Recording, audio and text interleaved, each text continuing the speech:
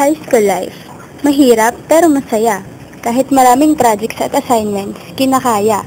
Kayo, pag sinabing high school life, anong papasok sa isip nyo? Nandyan yung makukulit at magugulong estudyante. May mga masisipag at yung iba, happy-go-lucky lang. Pero you know what's really enjoying about this what you call high school life? Magkakaroon ka ng maraming kaibigan. Ito yung mga taong kasama mo sa araw-araw. Pwedeng katabi mo siya sa upuan o kaya naman kasama mo sa lahat ng mga ginagawa mo sa school. This is the most enjoying part. Kahit na maraming schoolworks o kaya terror na teacher. Yun bang tipo na ayaw mo nang umattend sa klase dahil sa sobrang tapang niya? Meron din namang masarap makakwentuhan, makulit at always ready na makijamming sa mga estudyante. Masayang isipin, di ba? Ang sarap balikan lalo na kapag matanda ka na. Lalo na yung mga friends mo, mga tropa, barkada, basta lahat na ng tawag. Sila yung mga kapatid natin sa school. Marami ka ding matututunan sa bawat kwento nila. May mga masasayang kwento ng buhay, yung parang wala ng problema. Meron din namang sobrang lungkot, yung para bang kulang na lang mapalabas sa MMK at magpakailanman yung storya ng buhay nila. Mahalaga talaga ang friends, at hindi makukumpleto ang high school life kung wala sila.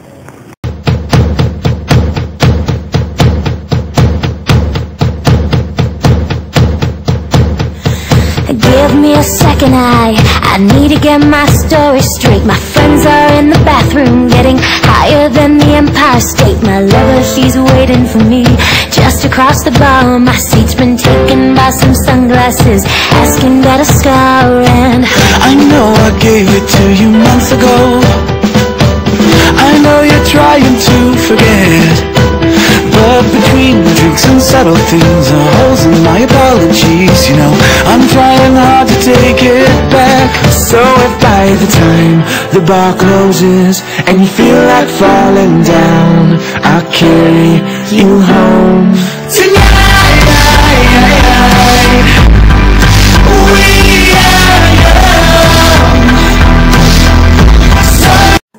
My most unforgettable moment in high school is tama na, nosebleed na eh. Tatagalugin na lang natin. Ang pagiging high school talaga ay pinakamasayang parte ng buhay ko. Dahil dito ako nakaranas sa maraming bagay, tulad ng, nakakita ka na ba ng swimming pool sa inyong paaralan? In short, baha. May bagyo nun at saktong nasa eskwelahan kami dahil sa pinapatayong gusali sa aming lugar, naging dahilan iyon ng pagbaha. Dahil sa taas ng baha, syempre, isa lang ang magagawa mo. Iyon ay ang paglusong sa baha. Kahit nalagpas tuod na ang baha, ayun, go! Lusong sa baha. Hindi naman pwedeng lumipad, di ba? Sabi nga sa kanta, nakaligo ka na ba sa dagat ng basura? Haha, anong connect? Wala lang, trip ko lang kumanta. I just thought maybe we could find new ways to fall apart. But our friends are back, so let's raise a cup, 'cause I found someone to carry me home.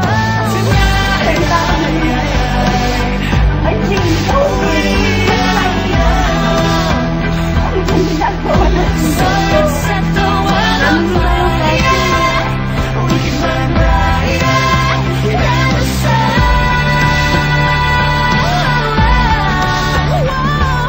Tonight, we are love. So let's set the world on fire. We can burn brighter than the sun.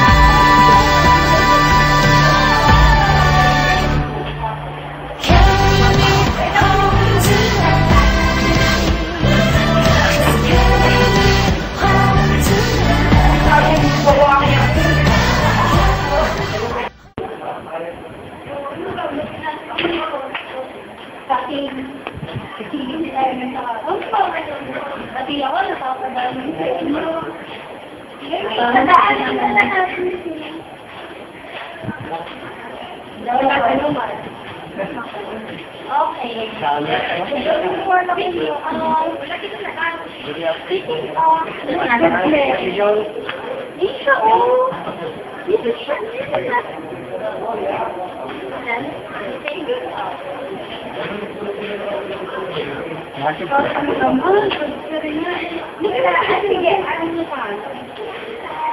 Hi.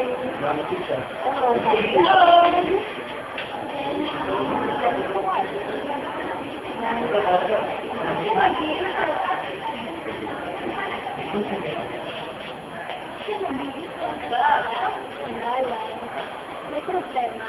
Wala pa kasi. Ay, tawag namin. Pwede ko na kayo maging friends? Of course! Really? Yes!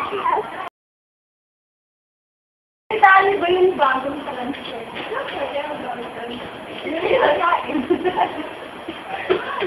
Alam mo pa nga naman ng Clarice, di ba ikaw yung best? Ako? Smacker. Alam ko na, Jenny.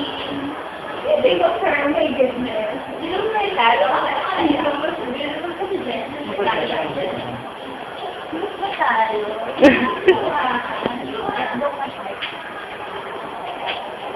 Ang gusto mo ko, hindi ka talaga.